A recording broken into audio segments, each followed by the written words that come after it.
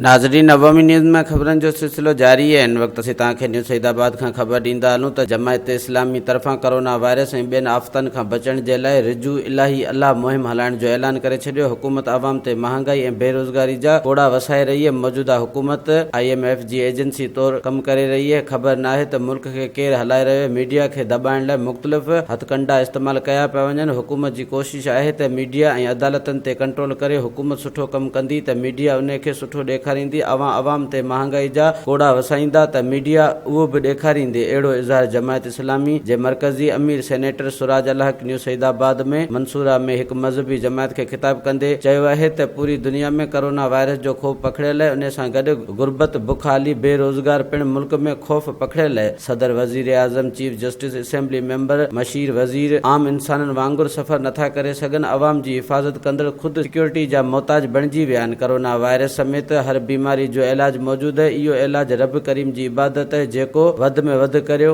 वधीक ख़बरनि ऐं तफ़सील जे लाइ विज़िट कयो असांजी वेबसाइट awamiNewsHD.com ऐं ॾिसंदा रहो